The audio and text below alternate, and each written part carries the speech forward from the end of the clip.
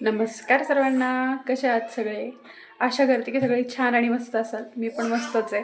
तर आजचा व्लॉग मी इथून सुरू करते. आज गुरुवार आहे. आज सुट्टी असते यांना, त्यामुळे माझं हॉलिडेच आहे आमचा.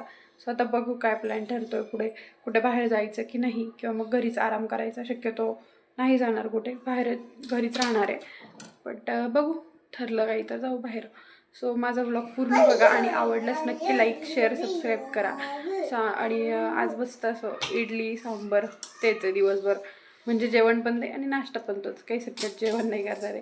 कारण आत्ता वाजले 10:30. स्वतः नाश्ता पण तोच होणार आहे आणि जेवण पण तेच होणार आहे. करता करता तर 11:30 वाजतीलच, मला 1 तास लागेलच. मग जेवढाच टाईम होतो तो. सो स्टे ट्यून, माझा व्लॉग पूर्ण बघा आणि आवडल्यास नक्की. तर इकडे छान असं इडलीचं पीठ फर्मेंट झालंय. मस्त अशी इडली करायची आता. याचे आप्पे डोसा सगळंच होईन, बट आम्ही इडलीच करणार आहे. कारण डोशासाठी वेगळे बटाटे उकडा, भाजी करा, आज तरी होणार नाही ते. बट कारण आमचं ठरलं आहे बाहेर जायचं कुठेतरी, ते तुम्हाला व्हिडिओच्या शेवटी कळेलच.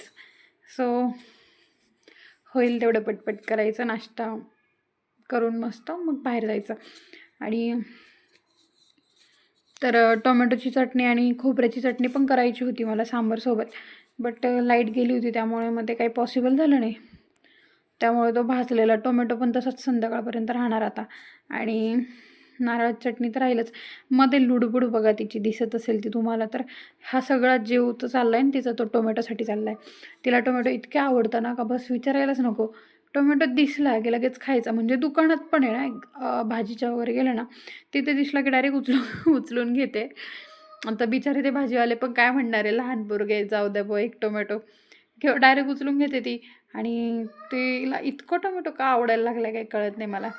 तर चला असो, ती तर टोमॅटो खात राहणार आणि मी पुढचा स्वयंपाक चालू होता माझा. मस्त सांबारसाठी कांदा परतून घेतला होता. सांबारसाठी ना खोबरं आणि कढीपत्ता एकसाथ तेलात जर तडका द्यायच्या वेळेस टाकला ना, तर इतकं छान स्मेल पण येतो आणि टेस्टी पण लागतं. आणि मग नंतर कांदा वगैरे परतून घेतला, त्यात टोमॅटो मसाला सगळं टाकून मिक्स करून घेतलं. टोमॅटो थोडे 2-5 मिनटं शिजू दिले. आणि मग नंतर वरतून ते म्हणजे उकडलेली म्हणजे शिजवलेली डाळ, जे बाकीचं भाजीपाला होतं, म्हणजे जसं की बटाटे, भोपळा, वांगं, आणखीन टोमॅटो पण टाकलं होतं मी त्यात. ते सगळं मिक्स करून घेतलं, म्हणजे जे ब्लेंडर असतं छोटं हँड ब्लेंडर त्याने. आणि नंतर मग ते त्यात ओतून दिलं आणि वरतून थोडं जो कुकरला लागलेला मसाला वगैरे असेल तो पण वॉश करून टाकून दिला त्यात. आणि मस्त असं सांबार रेडी आहे. आता होईल, उकळी आली की झालंच. एका साईडला इडली लावून घेऊ म्हटलं, तेच चाललं होतं माझं पटपट. तर पीठ आहे ना, फर्मेट व्हायचा विषय असा आहे की तांदूळ डाळ प्रमाणात टाकलं ना तर छान फर्मेट होतं. आणि फर्मेट होण्यासाठी वेळ जास्तीत जास्त दिला पाहिजे. तर कसं आहे, सकाळी मी जर टाकलं ना 10-10:30ला, तर रात्री ते डायरेक्ट 10-12 तासानेच ग्राइंड करायचं. आणि मग नंतर पुन्हा दुसऱ्या दिवशी सकाळी 9-9:30 9:30-10 नंतर बनवलं ना तर मग छानच होता. आणि फर्माईट पण छान वाटतं, छान होतं आणि त्याला वेळ पण तेवढा भेटतो. तर असं एका साईडला परीचं सांबार ठेवलं आहे. तिला मी सेपरेट काढून घेते ज्यावेळेस ते म्हणजे शिजवलेली डाळ वगैरे असते ना, तसंच विदाऊट याच्यात ॲड न करता, मसाला वगैरे न टाकता. मग नंतर वरतून थोडासा मसाला टाकायचा सांबारचाच फक्त, बाकी काहीच नाही. तर कारण स्पायसी होऊन जातं, मग एवढं स्पायसी तिला नाही जमत. तर एकीकडे माझं पटपट इडली पात्र भरून ठेवणं पण चाललं होतं. मला ना हे लग्नामध्ये सगळे भांडे लग्नाचेच आहेत माझे.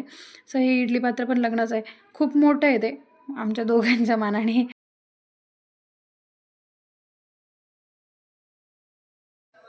आता इडलीचं भांडे लावलं आहे, सांबार झालं आहे, लाईट गेली आहे, नारळाची चटणी आणि टोमॅटो चटणी राहिली आहे. बघू आता लाईट आली तर आम्ही गेलो होतो आज कात्रजला, म्हणजे राजीव गांधी प्राणी संग्रहालय बघण्यासाठी.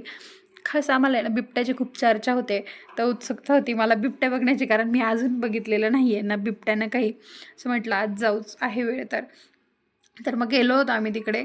आणि तिकडे गेल्यानंतर बघा, इथं पहिलंच स्टार्टिंग होते ना, ती तुम्हाला मॅप पण दाखवतात. तिथं मॅप पण आहे, सगळी इन्फॉर्मेशन त्यात भेटते. तिकिटाची पण इन्फॉर्मेशन तिथं बोर्ड लावलेला असतो.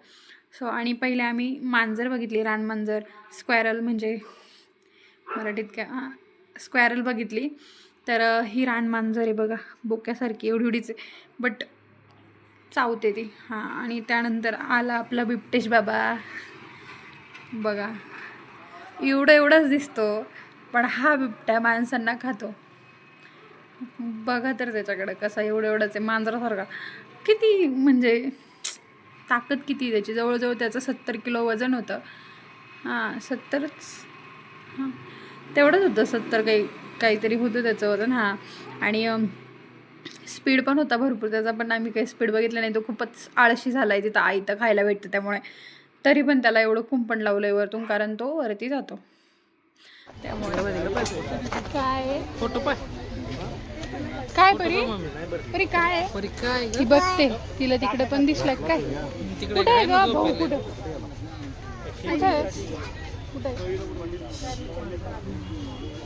आणि काय इकडे असं आमच्या परिबाईचं चाललं होतं. ती वाघ बघितला का भाऊ बाबू अशी करायची.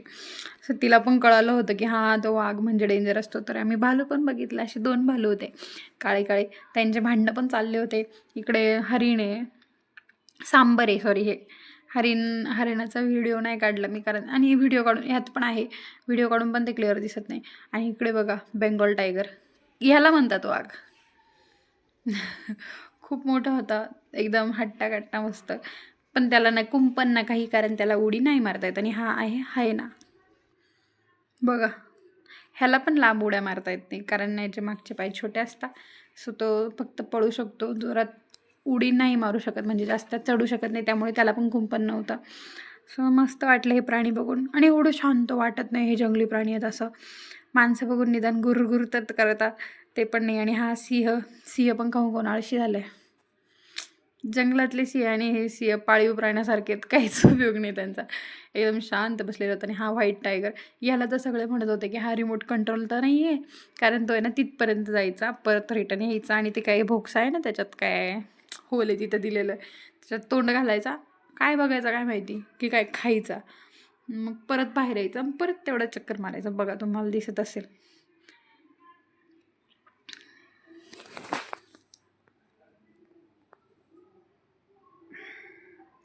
असंच काहीचं चाललं होतं त्याचा रॅम्प वॉक. आणि पुन्हा एकदा आम्ही बेंगॉल टायगर बघायला आलो होतो. आम्ही वाघ परत बघितले तिने पण.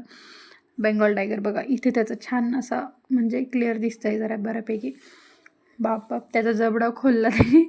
म्हटलं बाई खरंच खतरनाक आहे, एकदम डेंजर आहे. ह्याला वाघ म्हणतात. मग नंतर आम्ही काही घरी निघालो, तर घरी जाता जाता आमच्या बाईचं असे नाटकं चालले होते. पूर्ण पार्क म्हणजे ती बऱ्यापैकी ना पायी चालली, तरी दमली नव्हती शेवटीपर्यंत, तरी तिला पायी चालायचं होतं. आणि ते म्हणत होते माझा हात पकड, तरी नाही पकडत.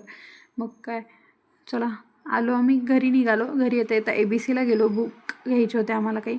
सो तिकडं गेलो, आणि तिकडं नंतर घरी निघालो. पुन्हा घरी आल्यानंतर सिम्पल अशी खिचडी लावली होती, सो ती खाल्ली.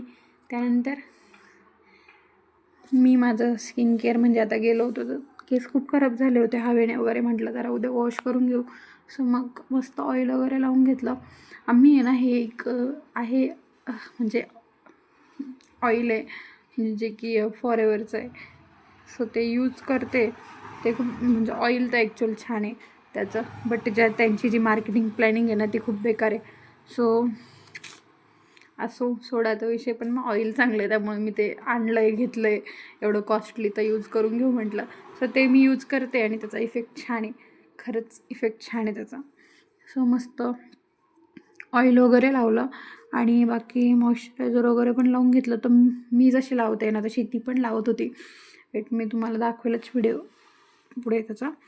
तर डोळ्यांखाली आहे ना मी माझ्या ते खूपच डार्क सर्कल आहे. सो मी पहिल्यापासनं ॲलोवेरा जेल लावते, बट हे वेगळं ॲलोवेरा जेल घेतलेलं आहे.